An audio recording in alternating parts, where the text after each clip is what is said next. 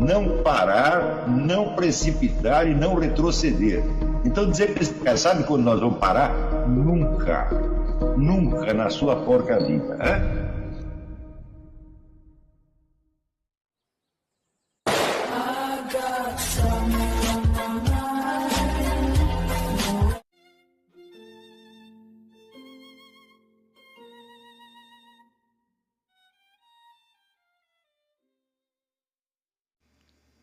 E aí pessoal, tranquilo?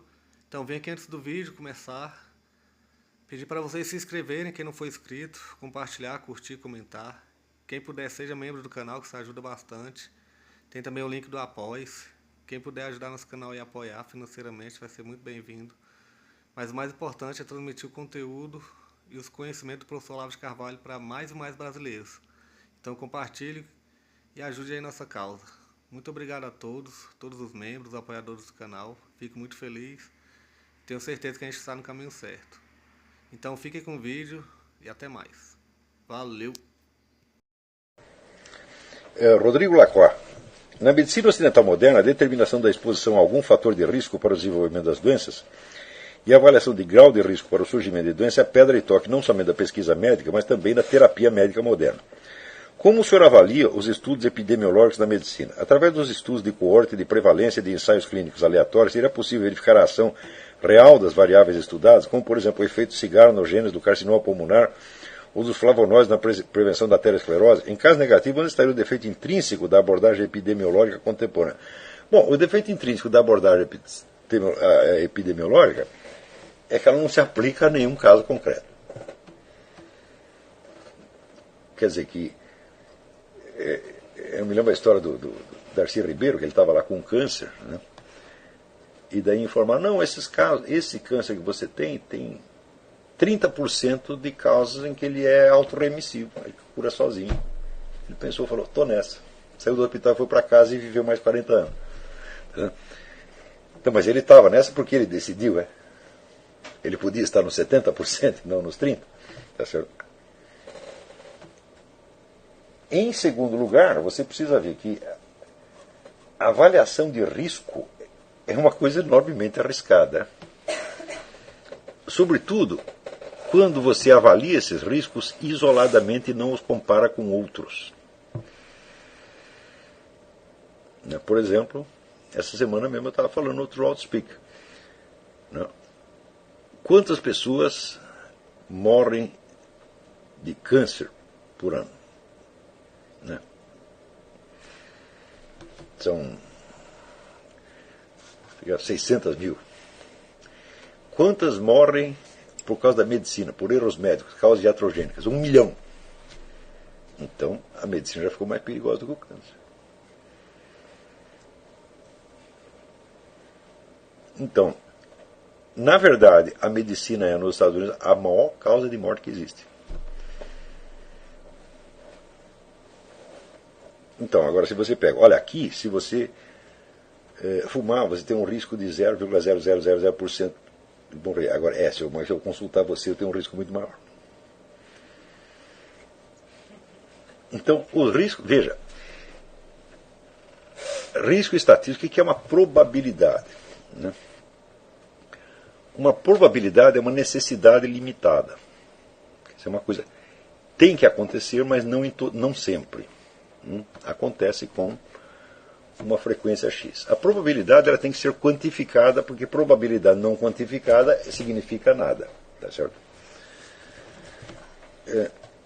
Dá mais um cafezinho para mim. Esse aqui está frio.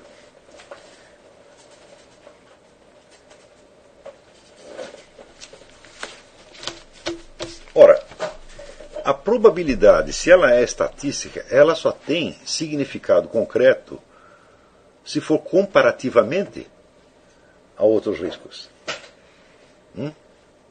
Porque, vamos dizer, o risco em si, o risco abstrato, falando, não tem o menor sentido, porque parte do princípio de que o normal é não sofrer risco nenhum.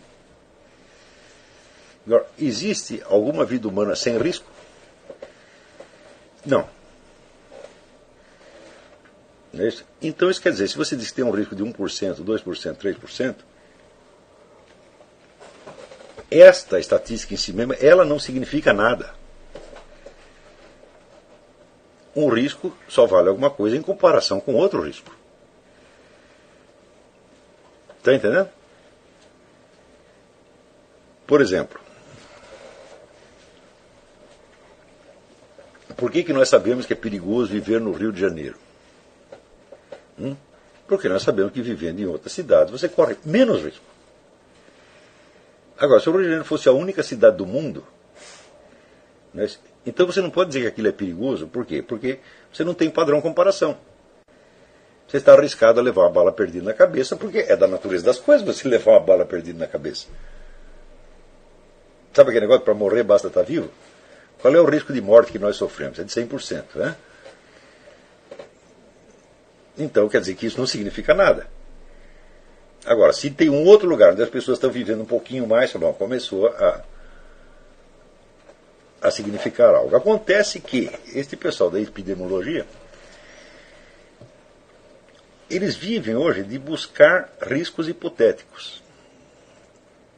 E para isso você aloca verbas de pesquisas enormes.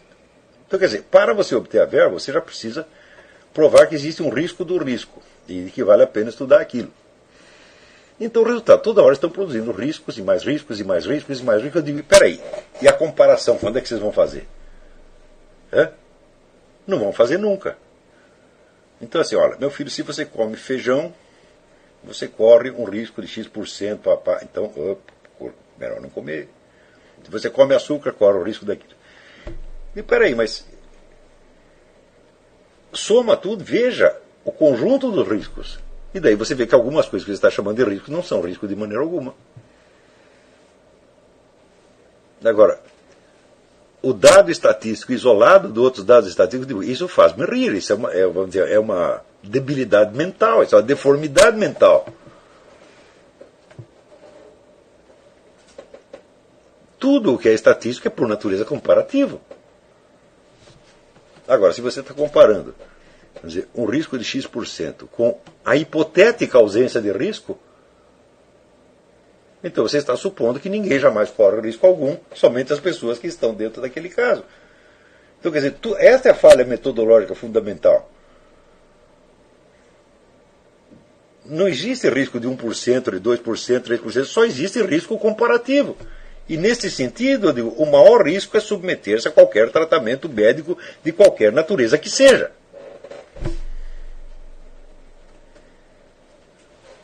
Porque se você pegar assim, a coisa mais que mata mais aqui, né? Câncer e doenças cardíacas. Né? O número de pessoas que morrem de câncer e doenças cardíacas é aproximadamente metade daqueles que morrem por causas iatrogênicas. Agora, o pior é o seguinte, o pior é que nós realmente precisamos da medicina. Nós não podemos jogá-la fora. Se dissesse, então nós paramos de ir ao médico, não vamos nunca mais. Eu digo, bom, tem situações onde você pode evitar de ir ao médico, mas tem outras que você não pode. Então, aí você tem um caso de risco altíssimo, altíssimo em comparação com os outros riscos. Por exemplo, você vê campanha contra armas de fogo. Eu digo que se você pegar o número total de homicídios por arma de fogo, ele é 1% do que morre na medicina. Então, o risco de você ser assassinado por arma de fogo é muito menor do que você morrer na mão do seu médico, que morreu na mão da melhor equipe da América Latina. Aqui nem seria América Latina, seria América do Norte. Então, o raciocínio epidemiológico, ele está errado na base quando ele não leva em conta a comparação entre os riscos. Quando ele pega riscos abstratos. Mas pegar riscos abstratos é a base da disputa por verbas de pesquisa.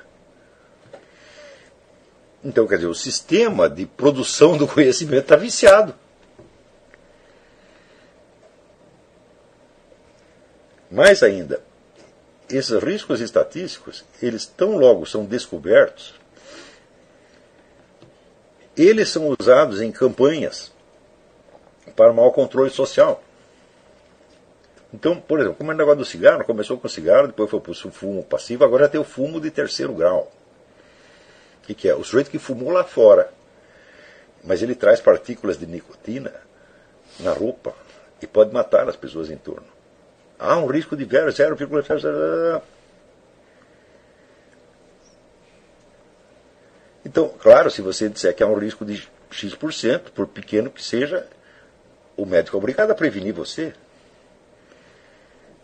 Agora, ele não está dizendo o seguinte: você para de fumar porque você corre um risco grande. Agora, se você der ouvidos a mim, você está correndo um risco muito maior. Ele não vai dizer isso. Então, qual é o erro? O erro é a posição social da medicina como instrumento de controle social.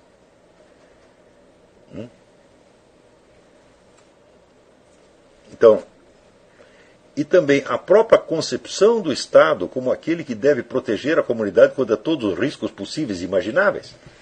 Então, ora, qual é o fator mais assassino no mundo depois da medicina? O Estado. Quem é capaz de matar tanta gente quanto o Estado? Ninguém. Então, aí é o caso de você botar a raposa para tomar conta do galinheiro. E todo esse pessoal que está alertando contra riscos está fornecendo argumento ao Estado para que ele crie novos instrumentos de controle social. E ele adora isso, e é por isso mesmo que ele financia isto. Agora, se você aceita a proteção estatal contra um desses riscos hipotéticos, logo vem outro, e outro, e outro, e outro, e outro, e isso nunca acaba. Por exemplo, toda vez que eu entro aqui numa conferência, a conferência de conservatives, eu chego lá, tem uma placa na porta, esse edifício é smoking free, quer dizer, veja, até a expressão é invertida, né? Dá a impressão que está te oferecendo uma liberdade, quando na verdade está te proibindo. Né? Digo, olha, mas vocês são conservativos, vocês já entraram nesse negócio do discurso invertido, e vocês já aceitaram este controle estatal sobre a conduta particular, e vocês querem me dizer que são conservadores? Vocês já perderam a briga. Só aí já perderam, porque não é para aceitar nada nunca.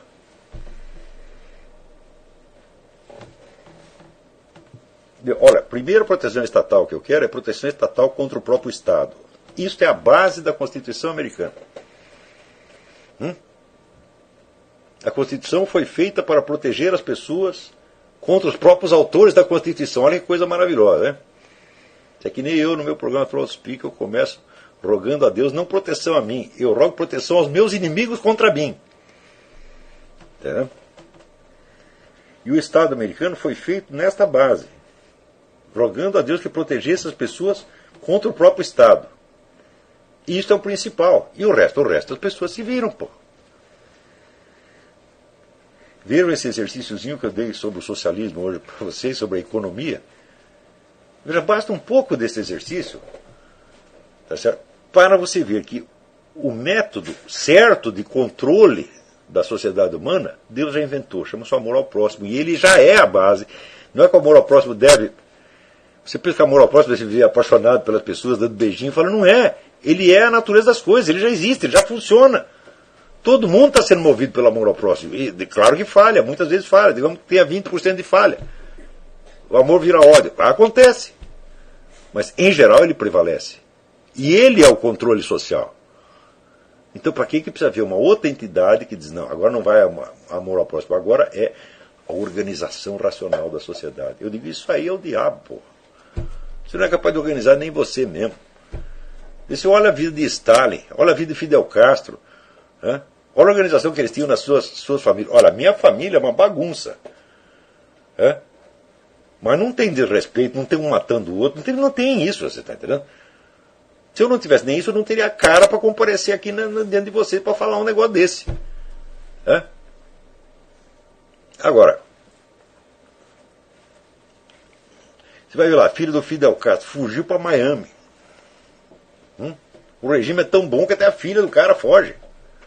E são esses caras que querem dirigir a sua vida quando não são capazes de dirigir sua casa, porra. Né? Então, basta um pouquinho de imaginação para você perceber que esta ideia da regulação total, ela é louca em si. Agora, uma regulação baseada em riscos estatísticos hipotéticos, de o que é isto, meu filho? Hã? Quer dizer, eu vou querer que o Estado me proteja contra um risco hipotético. Se você aceitou isso, você já se aviltou até o fim.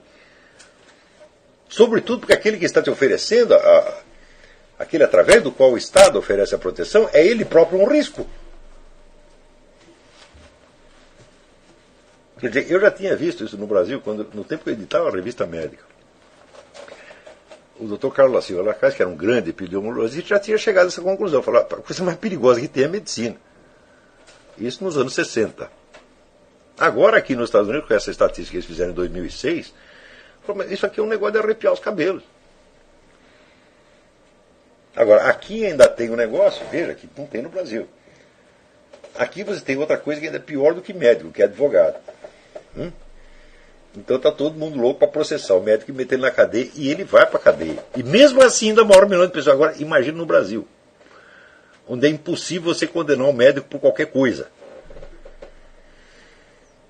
Então, as estatísticas de iatrogenia no Brasil devem ser um negócio assim, absolutamente majestoso, mas essa estatística jamais vai existir, porque eu acho que a última vez que alguém fez foi o Carlos da Silva Lacaz, que era um cara que todo mundo tinha medo dele, porque era o catedrático da USP, era secretário da Saúde, não sei, então ninguém falou nada. Ele publicou o livro, todo mundo fez de conta que não viu, mas ninguém falou mal. Mas eu imagino que a estatística do erro médico no Brasil seja um negócio esplendoroso. Entendeu? Eu vou lá, mas como é que o máximo fator de risco vai nos proteger contra os outros riscos? Isso aí é como o socialismo. Quer dizer, no socialismo a criminalidade baixa, porque você tem a monopólio estatal do crime. Eu digo, e se deixa o banditismo florescer? Vamos supor que não, o Vietnã acabou, agora está liberado o banditismo. Pode matar quem você quiser. Eles não chegariam a matar tanta gente quanto o Estado matou. Porque o banditismo avulso nunca é tão produtivo quanto o banditismo estatal. Então, vamos dizer, o próprio conceito epidemiológico ele está errado em si por ele não ser de ordem comparativa. Não é isso? Então, quando você vê, por exemplo, esse negócio do cigarro, eu realmente não gosto de falar disso, por quê? Porque eu sou um fumante inveterado, então as pessoas vão dizer que eu estou falando em causa própria. Né? Se bem que eu não ganho nada com isso, só gasto dinheiro com essa porcaria. Né? Mas quando você vai ver, o fumo está associado a certas doenças, não quer dizer que ele causa. Prova de causa, não tem nenhuma, zero. Está estatisticamente associado a tais coisas. De tal modo que, no fim das contas, morre 400 mil fumantes por ano. Morre mais ou menos na mesma idade dos outros. Então, pode até haver um risco, mas ele é tão remoto que você pensar nisso já é neurótico. Agora, vale a pena você neurotizar uma sociedade inteira e você criar instrumentos de controle social absolutamente draconiano para proteger as pessoas contra um risco indireto e hipotético? Fala, mas quem tem direito disso? Isso aí já é um risco. Você está dando autoridade, você está dando poder a uma entidade que em si mesma é mais mortífera do que aquele risco que você está correndo. Lembra o que eu falei minutos atrás, que quando veio o mundo burguês, a base do mundo burguês é a busca da segurança. Então, falar, essa é uma das contradições do capitalismo. Quer dizer, o capitalismo cria uma vasta classe média, pega os caras que estavam na miséria total, dá uma vida melhor para eles, tá certo? Dá lá uma casinha, um carrinho, um bom emprego, e daí o sujeito começa a ficar com medo de perder aquilo. Daí o que ele faz? Quer um governo que proteja contra aquilo e que intervém em tudo, então quer a porcaria do socialismo. Esse é o problema do capitalismo. Uma vez tem uma mulher aqui que falou, essa sociedade aqui está errada porque ela trata as pessoas bem demais. Eu falei, olha, ela tem razão. O capitalismo é tão bom que as pessoas acabam querendo o socialismo para acabar com ele. Então, não sei se eu respondi a sua pergunta, mas me parece que é isso. Quer dizer, o problema é só este. Esse método não está errado, caso por caso. Ele está errado porque só pode haver epidemiologia de conjunto. Riscos epidemiológicos isolados são o absurdo dos absurdos.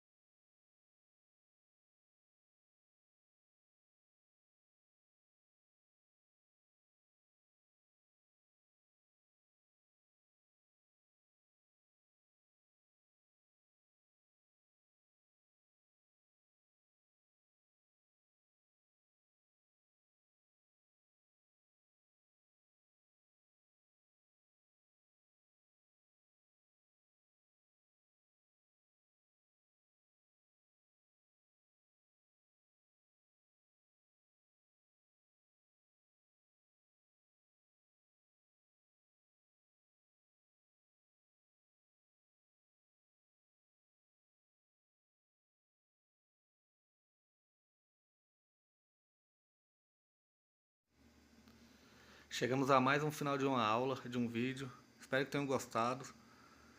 Quem não se inscreveu ainda, se inscreva, compartilhe, comente. Ajude o nosso canal, apoie, seja membro. E ajude o nosso canal a chegar a cada dia a mais brasileiros que precisam muito do conhecimento do professor Olavo de Carvalho. Então é isso aí, fique com Deus, até o próximo. Valeu! Então é isso aí, pessoal. Que é o nosso canal. Que são alguns livros que eu já li. A maioria foi doação, mas alguns eu adquiri, professor Olavo de Carvalho. Alguns livros se perderam aí que eu emprestei. Professor Alexandre Costa. A Bíblia Sagrada.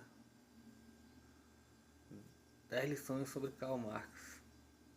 Indico a não ler esse livro, que é muito ruim mesmo. Alguns pensadores aqui que realmente, como o professor Olavo de Carvalho disse, não são pensadores. Valeu, tamo junto aí. Apoie nosso canal, seja membro.